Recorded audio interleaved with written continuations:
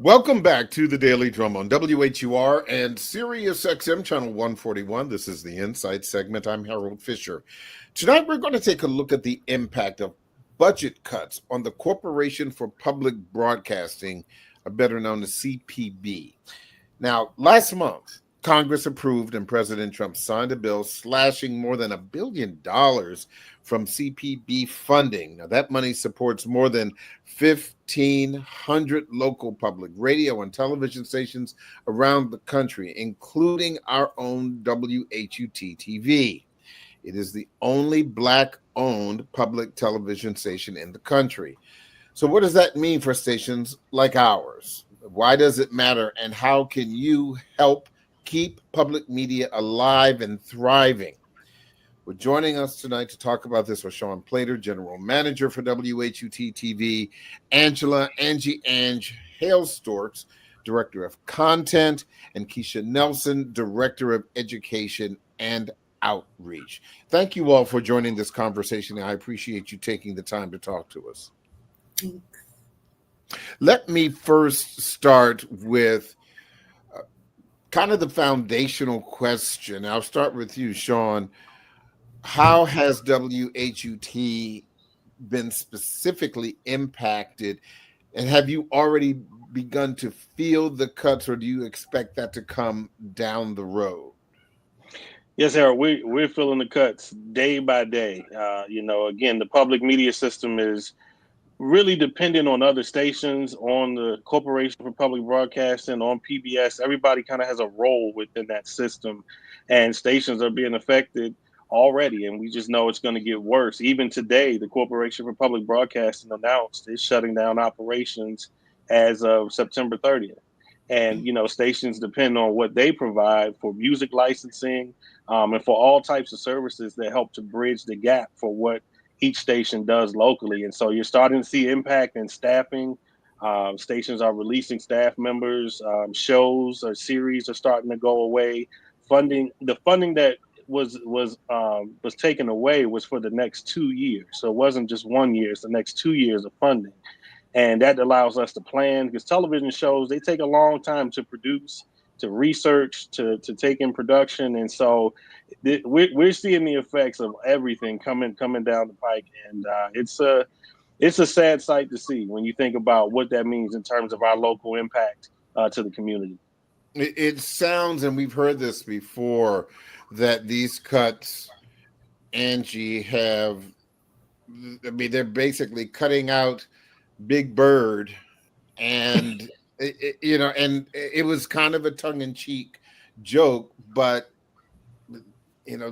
Sesame Street is the real thing. Absolutely. I mean, Sesame Street, Finding Your Roots, Gospel. There are so many national programs that PBS produces that allows us to add to our content and add to our programming schedule. Fight the Power. Chuck D had done a whole series on how hip hop came to be and the social impact of it. All of those programs that get produced, those kind of help subsidize our programming schedule, because we're a small station. So we don't really have enough manpower, woman power to be able to consistently produce local content, right? Which is, I want to shout out all of our content partners and independent producers who we're able to house on our platform. But in general, the PBS national programming, we definitely depend on to keep our folks in the know. Also, we run several news programs, right? Because we're always focused and centered on what's happening right now, but from various perspectives. Democracy Now! Is that's our top program, when it comes to keeping our communities informed. And you're in a place where so much of the community and our viewers, they'll say, I watch Democracy Now! Or I watch PBS NewsHour because it's non-biased, because it doesn't make its money through advertising and sales. I just want to get the information. We also run the BBC. We run Amin-Pour. We run so many different front lines, so many different programs in our schedule where it's a combination of what PBS is able to provide for us to provide to the community, and then it's what we're able to create in-house, and then what we do with our independent partners. So from your perspective, Keisha, how does this impact your job, particularly as it relates to the educational component and outreach? Yeah, so Harold, I think a lot of people, when they think of PBS, they think of what we watch on utilizing our screens, right? Whether they're consuming it on their TV, on their tablet, or their phones or otherwise. But one thing that we are able to do as a station, and something that's really important to us, is engaging kids and families and educators in person. You know, a lot of my role is being able to take the content, yes, the amazing series that people are so connected to, like Sesame Street, Curious George. You know, a lot of us grew up on content like Reading Rainbow and Zoom. Well, all of those shows also come with curricula, because our value is in closing the gaps where they lie in the very beginning stages of our lives, preschool. That early childhood age is where the disparity begins, unfortunately, in a lot of disenfranchised communities.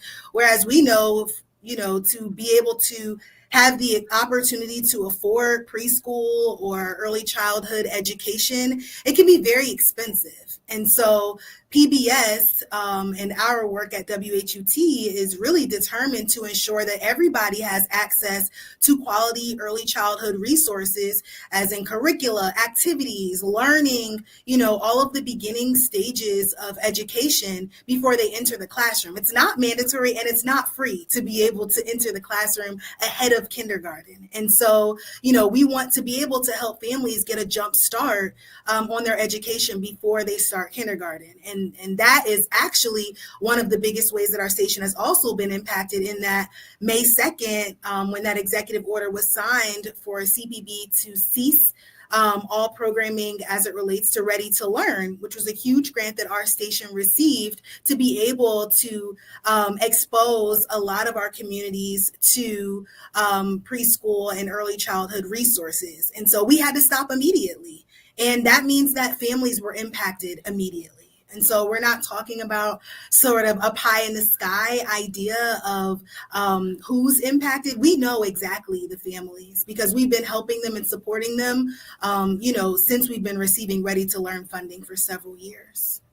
Sean, talk to me about how this has impacted decisions that you've had to make about, you know, staffing, programming, kind of the things that viewers do not know.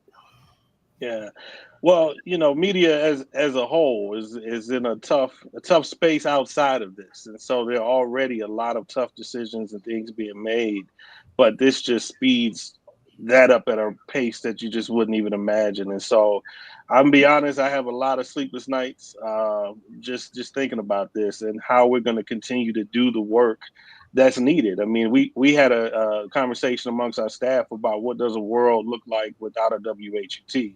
And that's a space that we don't want to live in. We believe that the work that we do is so impactful and so powerful. And again, as Keisha said, we see the faces of the people whose lives we're making an impact on. So it's not somewhere, you know, we're not some corporation that lives far away and, you know, our constituents are in a different state or a different area. No, we see them every day. And we get the calls and we get the people who stop us to say, you know, I'm fighting for you, or I'm a member, you know, we're rooting for you. And so this is about our community, and this is about being able to have an impact, again, to reach the kids, to reach the parents, to tell the stories that exist right here in the DMV. And so, yeah, it's very tough to try to figure out how we're going to continue to do this. But I believe in our community, and I know that the DMV values what we do. And so that's why we're continuing to ask for that support to keep these services going.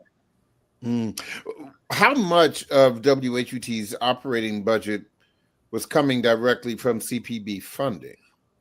So it equals out to about $1.4 million a year, which is about 35% of our operating budget. So if you think about 35% of anything, that's a pretty large chunk of what we do. And you know, somebody mentioned earlier, we don't have a large staff. I don't have a bunch of people running around. We are a staff of just a few doing many jobs to make it all happen. So when you think about what that 35% makes up, I mean, it's really the hard cost of running a television station and keeping these services going that are going right into the community. So it's not fluff. It's not extra somebody sitting back with a big salary not doing anything. This is boots on the ground work.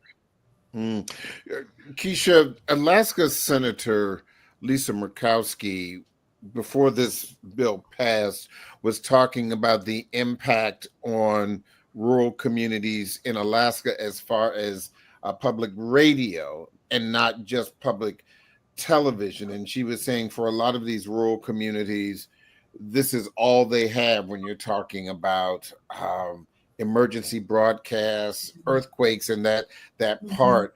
Obviously, we do not live in a rural area here, but do you see a parallel in some of the things that she was concerned about before these cuts passed? Absolutely, Harold. And you know what? Shout out to our colleagues in Alaska.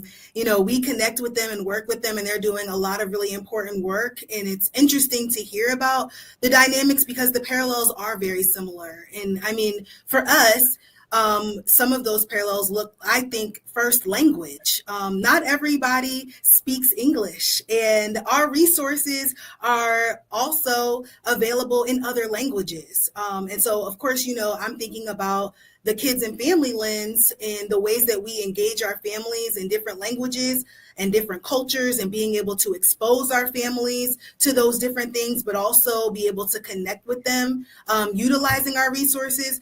And even further in that same lens, I think in addition to emergency resources, we have, needs in an urban context that lend themselves to being able to have everyday resources. Something that our station is big about is linking up with some of the, keeping the theme of boots on the ground running, but, we link up with other organizations that keep the communities alive. One of those being, different housing communities where, they are reliant on community resources coming to them to be able to give them things like book bags, give them things like, meals, or, we've been able to support them with coat drives and those different kinds of things. I mean, that's a big part of our presence in the community, is meeting the needs of the people, not just being able to entertain. We're thinking of edutaining and being able to support. I'm also thinking about one of our, biggest projects that's coming up, where we're celebrating caregivers, because we recognize that caregivers are oftentimes in a really big, role, and they have a big responsibility, and sometimes they're forgotten about. And so something that we're doing as a station is celebrating caregivers and being able to give them an opportunity to share their stories, but also get connected with resources. And so we kind of look at ourselves, our station, as, sort of a facilitator, as, a liaison, where we're able to connect the audience, because a lot of times they're drawn to television, they're drawn to what they see, they're moved by what they see on the screen, by the content that Angie and her team are able to develop, and then they're inspired to want to take the next step, whether that is to, find an organization that can help them with Meals on Wheels, or insurance, or different types of things. And so we kind of look at ourselves as a conduit to be able to bring resources into the room in the same spaces that people are consuming content. So I see lots of parallels with that, of course. I've got about a minute or so before the break, but I did want to go back to Sean for just a moment. With this $1 million for WHUT now gone, how are you going to replace that, and how can people assist? Considering how the economy is right now, and everybody's kind of holding on to what they have in their wallets and purses. Yeah, so we're really asking our community to step up in multiple ways to help support, whether it's sponsorships, grants, donations. A lot of times you can make an individual donation, but a lot of times you're connected to people. You're connected to organizations and groups who want to support good work in your community. So we want to take everything. We're looking for individual donations. You can go to WHUT.org and make a one-time donation or become a monthly recurring donor. And that could be $6 a month, $10 a month. That really goes a long way. Or again, you may have $1,000 or $2,000 donor we're looking for those donors as well. And then some of you, again, maybe business owners or a part of an organization that has grants that has looking for sponsorship opportunities. WHUT is doing the work in the community. So there's no doubt we can show you the impact of what we're doing. We just need the support to be able to keep it going. So any way that you see it that you can help, whether it be through your individual giving or through your relationships and connections, we welcome it all at WHUT. And it's tax deductible. So that's something. Absolutely tax deductible. Yeah. And let me not forget this phone number. If you want to donate right now, 866-900-9488. That's 866-900-9488. And someone will be standing by to take your donation right now. Thank you for that. I'm going to take a really quick break and we will be back. But don't forget, you can hear this in every edition of the Daily Drum Insight segment via podcast on WHUR.com. The original Quiet Storm with Raheem Devon is next on WHUR. This conversation continues on Sirius XM channel 141 and 96.3 HD2 in just a few seconds. Welcome back to the Daily Drum on WHUR and Sirius XM channel 141. I'm Harold Fisher.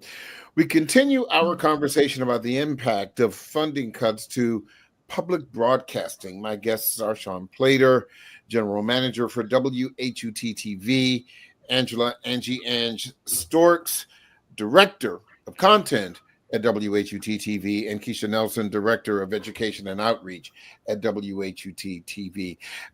Angie, I wanted to share this with you because there are some people in the DMV that have a very, very unique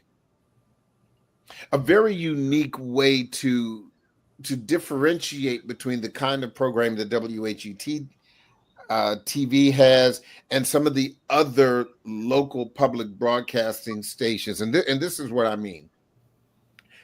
I can see WHUT TV and MPT, Maryland Public Television, at the same time.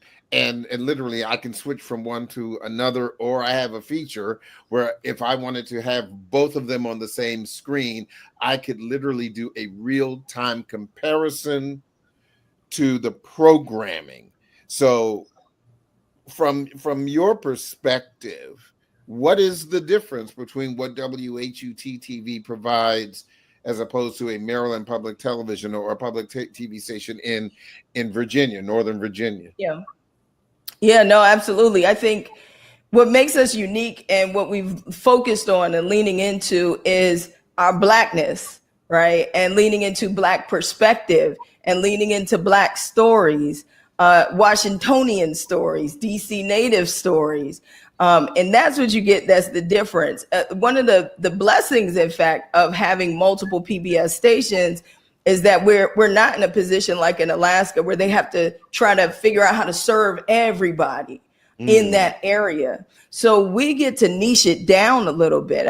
From the time I came on board as director of content, there's three things I said we got to lean into: Howard University, Washington, D.C., and being Black, being unapologetically Black, being a platform that we can house Black content creators of color in general.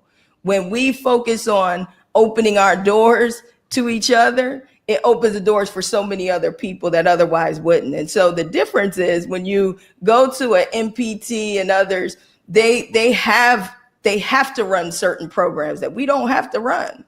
And so while they may be running a program that they have to run, I can be running a DMV The Beat. And I can show you Nonchalant's story or DJ Cool's story.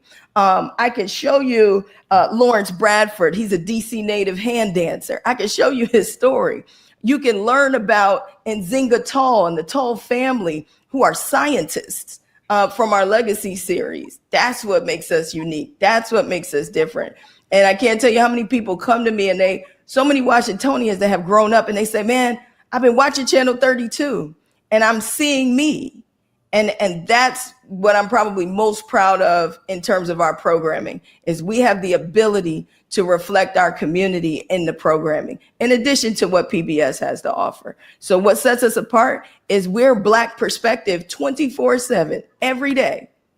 I had Curtis Crutchfield he did a story on a Black community in Montgomery County, My Linden, My Lintonsville, right? And an untold story, it's called My Linden, My Lintonsville, Untold Stories, a Black community in Montgomery County that he grew up in, and he wanted to tell this story. And the first thing he did when he came to me, he said, I shopped this around to other stations, other public media stations. And I was told that this is not in alignment with their content direction. And I said, well, it is over here. And so he's been on for the last year. His story has been on for the last year. So many people have connected with it or they learned about it. That's what our programming can do that others can't. Where the Black perspective tends to be a priority in February, February, March, April, May, June, all year. And it's about understanding that Black perspective is diverse, Black perspective is multicultural, and we want to show all of that. So every month that you got something going on, there's a Black perspective that typically is not seen or overlooked. If you do Hispanic Heritage Month, you won't see a lot on the Afro-Latino community, but we'll make that our priority. And so those are the things that I try to really focus on that I think sets us apart, because the shows that we're airing, the shows that we're creating, the shows that we're onboarding locally, you do not see anywhere else.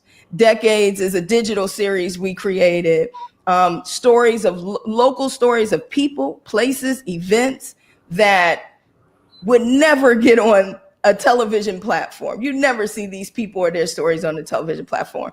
We created that, made it beautiful, and ended up winning an Emmy for one of the episodes. That's our difference. That's our unique perspective that we tend to lean into. We understand that niche. And it's not a niche, it's just us. It's us being us without it always having to be a struggle story. Us being us beyond slavery and civil rights, which is always important to speak to that. But we got series like We Are Here. It's just us playing golf. You about to see us on horseback in the next season in the fall. It's us being us unapologetically and just being, without it having to be a downtrodden story. Sometimes we're just really smart, successful people doing it out here and encouraging others and creating community along the way. And that's what you get when you turn us on.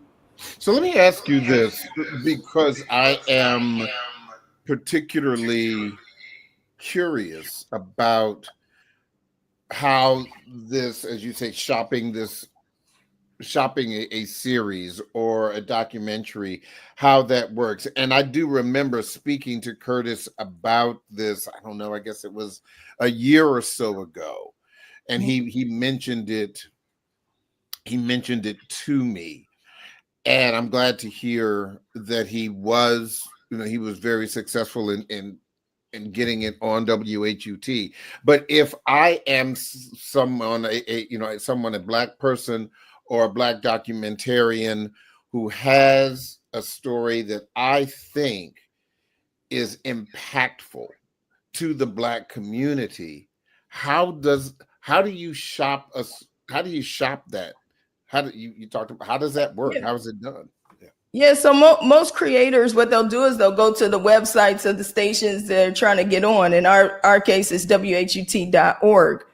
And when you go to WHUT.org first, you're going to look at the page, look at the station. Is the content I'm creating in alignment with what they're showing on air? Watch the station even, right? And then people get in contact with us through the website. You can find everybody's name and email and phone number. And so typically people will email us. They'll say, hey, this is what I have. A lot of people come to me with a bunch of ideas. Right now, we are not funding new ideas per se for obvious reasons. But if you can help get some programming money in, that's always welcome. But usually people will say, hey, I have this story. I'm always looking for completed projects. So if the project is complete, the quality is good. I also look for a particular type of quality, which again, turn on the station, you'll see the quality we're trying to get to, or go to our YouTube page, you'll see the quality of programming we're trying to do. And then I review the program and I get back to you and let you know, is this a program that aligns with what we're trying to do or not? And then just as an FYI, We're a public media station. We don't pay for programming, but when I got here, Sean said, I want people to know that WHUT is open for business. And that's kind of how I've approached it. Is a lot of these creators are creating amazing work, but where is it distributed? And most of them only kind of have YouTube. When you come through WHUT, you have a television station, you have the PBS app, you have a platform. And so I've tried to look at us as a home and an incubator space for local creators, because a lot of them are also creating and don't understand the parameters of television, but they want to. And so we're able to kind of teach them as well as onboard them. That's kind of how our onboarding process goes. But essentially, and in the case of Curtis, it's like, also, who do you know? So like, when I start doing these creator hookups and meetups, come to that type of stuff and learn and meet people, because most of it too is, do you know somebody? Which is business in general, right? Knowing people who come to me and they say, yeah, my friend got this program, here's a link to it, but make sure the program is completed, ready to go. And I take a look at it and go from there. Keisha, you were nodding your head. Your thoughts?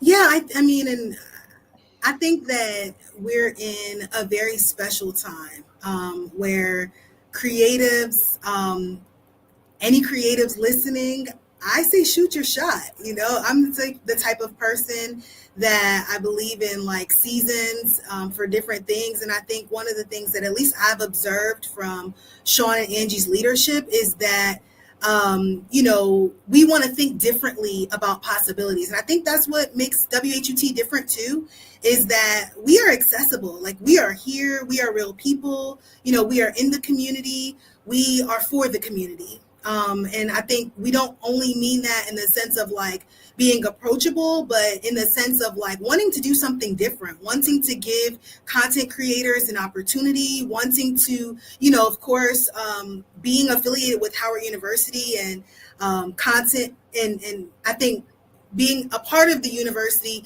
makes us, I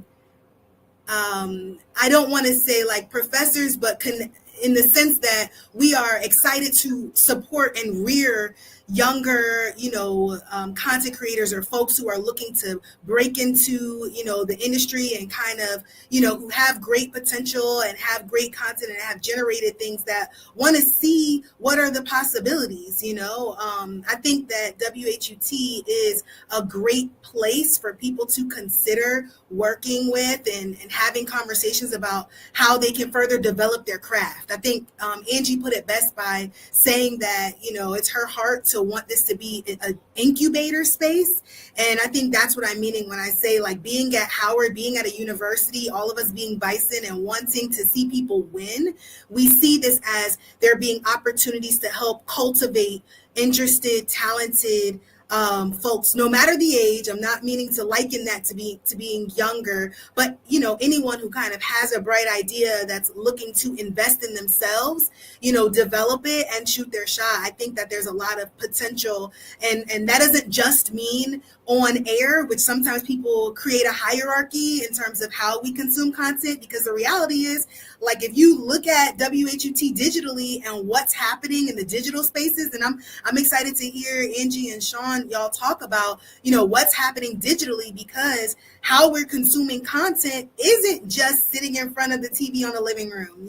We consume content through podcasts or through YouTube or through, social media. There are so many ways where we're taking it in now that, that we're shifting in a lot of ways, and it's making HUT much more modern, and we're meeting the times. And so, Harold, honestly, I think there's just opportunity for folks who have a good story to, consider WHUT.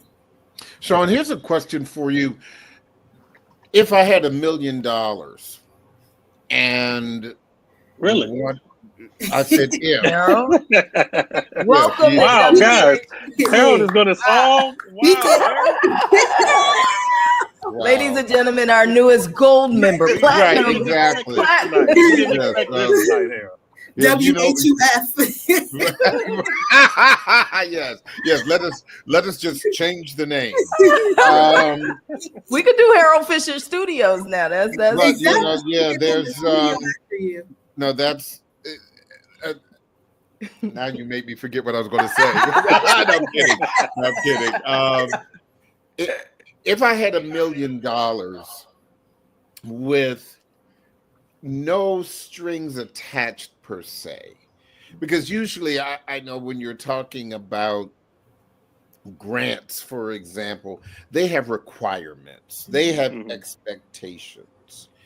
But if I had $1 million to give to WHUT with an expectation to see a return on my investment, but no parameters about what it would be, what would I see? Yeah, I think you would see the increase of the two departments that you see right here. One is content and education and outreach, and then also fundraising. We are clear. I am very clear that we have to continue to build out our fundraising infrastructure because your one-time $1 million gift may not be there the next year. So I have to make sure that we can sustain ourselves going forward. And so we're continuing to build out our fundraising infrastructure and even our donor support, our membership programs to make sure that you're a valued member as you join WHUT. And so I would say if you're making an investment in WHUT, you're going to immediately see the impact in our community. You'll watch it on television, on our digital platforms, and then in the kids that we're impacting. We're out at Keisha has a program where we're out at the National Harbor every other Tuesday. And again, we're looking at the faces of these kids and the impact that's happening. She's in the school system, every week during the school year, talking to educators, looking how we can support these educators. So in a time where there are gaps all across, our school systems, our education, and our communities, we're the gap fillers. We fill the gaps in a lot of these areas, and so you'll see it right immediately. You'll see how it's happening, and again, the impact on this community just can't be said enough because again, we're living here. I have kids in the school system. My wife is a teacher, and so we're having real conversations with educators, with the community. We have a community advisory board that keeps us in the know and making sure that we're connected and holds us accountable, to making sure that we're doing what's needed in this community. So it's going right to making an impact across the DMV. So when you talk, for example, Keisha, about education, what is your biggest concern? And the reason I ask that is because I didn't grow up on Sesame Street. I grew up on the electric company. I was too old for Sesame Street. Yeah. But but there are so many other programs for primary education. And when, as a news person, and we cover the gaps, as Sean said, in education and what our Black children cannot do or are not getting. And we see it manifest itself down the line when you start talking about, that horrific pipeline where if you don't get a proper education, then you end up in a place where the education is hardcore behind bars. But what is your concern with the threat that some of these things could go away, some of these educational programs could go away? Honestly, Harold, my concern is lack of imagination, lack of curiosity, lack of creativity. When we think about what the programming that we grew up on sparked for us, for many of us, it was possibility. It was exposure. It was exploration. A lot of the content planted seeds for us to think about what we could be beyond what we saw in our communities. You live your life every single day and you may see a teacher, you may encounter a firefighter, a police officer, whatever your parents or your caregivers, whatever careers they have taken.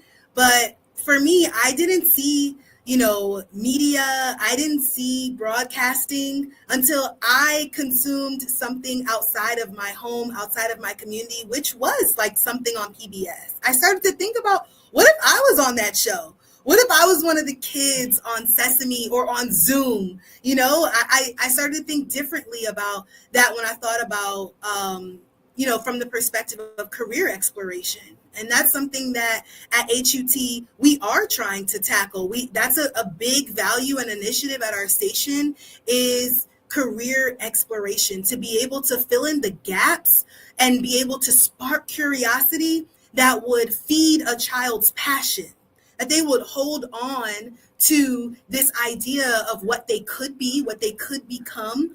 And because I know that when I get older, I have a goal, I'm going to apply myself in school.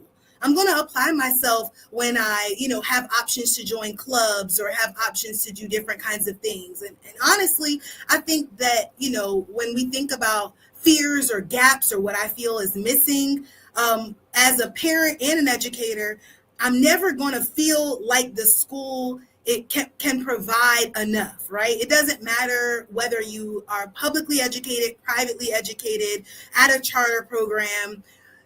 We as adults within the community of young people, we have a job, we have a responsibility, and that's to fill whatever gaps we see. And one of the big gaps, in my opinion, is really around sparking curiosity and introducing kids to the possibilities of what they can become, to really give them something to hold on to that makes what I experience in the classroom matter. It matters because if I do well in this space, I know that I'll be able to achieve or become or start becoming that person that I want to be as I get older, or I can start now. And so I think that is, a big potential missing piece that if we don't have PBS Kids content anymore, that exploration, that imagination, that curiosity could also go away with that. And that is scary. Harold, go ahead, Angie. I was gonna say, to piggyback off of Keisha, she did a program. I still get excited every time I look at the pictures from it, but she did Vet for a Day. And this gives you an example of like why we need your support, right? And how the money flows. Okay. We use these grants to, as you said, we're talking about filling the gaps. This is a great example of that. Vet for a Day was like, we had over 100 kids on Howard's campus, young kids. And they got to hang out with the critter fixers, these country vets that have this, they've got this huge national brand. And so we got the kids at Howard, and they're running around to the different lab rooms. They learned how to stitch up a fish. They were taking the heartbeats of sharks. I mean, it was like the whole day. You literally watch young people from all walks of life and communities and backgrounds. They came to Howard for that day, and they got the opportunity to do exactly what Keisha said: explore. And even the kids that may have been hesitant or not as social, by the end of the day, it was thank you, WHUT.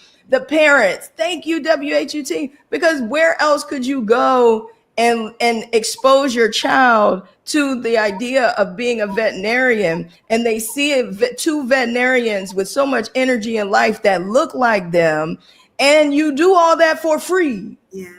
And so that is, to me, the example of like, it's more than television. Public media is more than just the programs you're seeing. It's exactly what we're able to utilize and leverage to allow us to do the work.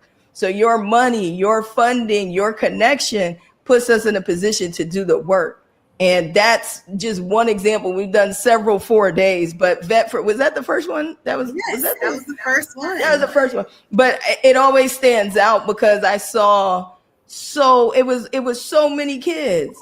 And again, for them to be on the campus of Howard University, and for them to be, and they were loved, they were supported, they were encouraged, and they were challenged.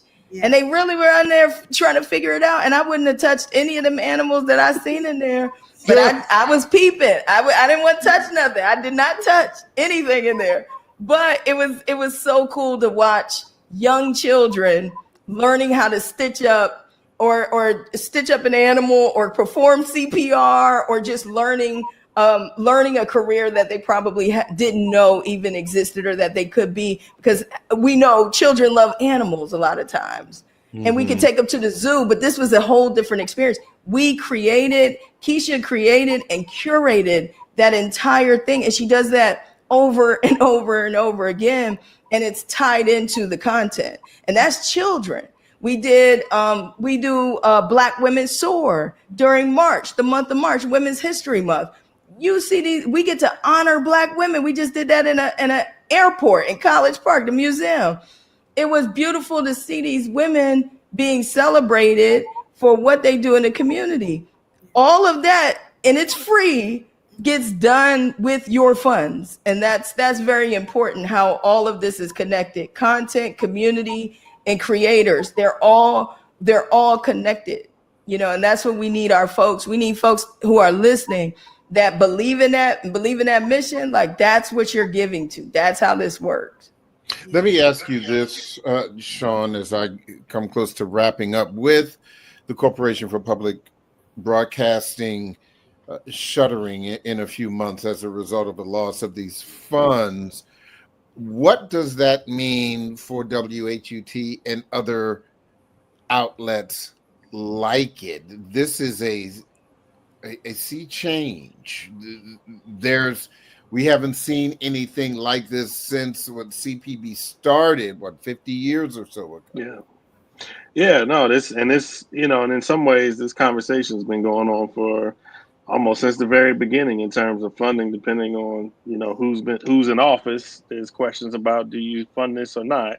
But clearly you see the value in it. And I think, we're certainly in uncharted territory, and we're in a space where stations are really trying to figure it out. And we're having regular calls. I'm meeting with GMs of other stations almost daily. And, we're talking about how we can work together and still find ways to make these things happen. PBS and a lot of, one thing that people don't often get is that the money didn't go from the Corporation of Public Broadcasting directly to PBS.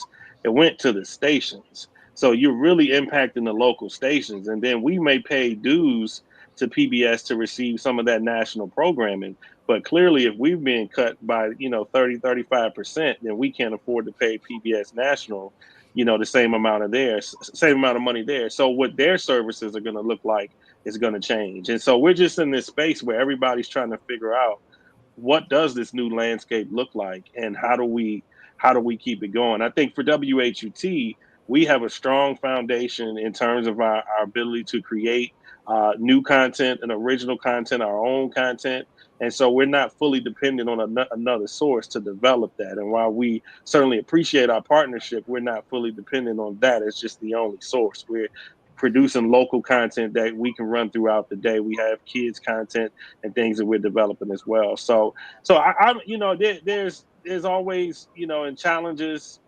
There are things we can't change with this. We can't go back and change this bill and have that funding restored. I wish we could. I know there's folks still fighting the good fight to trying to see if there's a way to get it restored, and working with every appropriation bill that comes through. But, we understand where we are, and we understand $1.4 million is our goal, and we're marching ahead towards it. We're marching ahead because we believe that what we do is too important to quit. And one other thing I would say is WHUT is also Black media. And I really want the listeners to understand, being in the unique position, in full disclosure, I'm the GM of HUR and HUT, both Black media. Black media is under attack.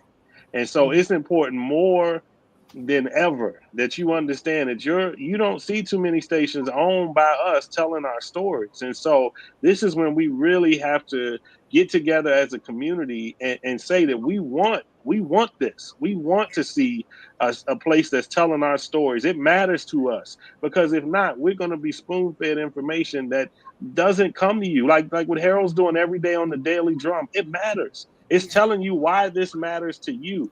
You can't get this anywhere else. And so I just urge you to really support Black media overall and the mission of what we're doing, because it's needed. In a time where you don't know what's true and what's not, you have a place where you can turn in and get the truth and know that it's something you can trust. I'll have to have that be the final word, but not the final chapter of this story. But I appreciate you all coming on, Keisha Nelson, Sean Plater, and Angie Ange. Good luck. We will continue to keep our ear to the ground, and hopefully we'll be able to get the community to continue to support us. I appreciate your time. That is the Daily Drum for this Friday, August 1st. For News Director Renee Nash, I'm Harold Fisher. Good night.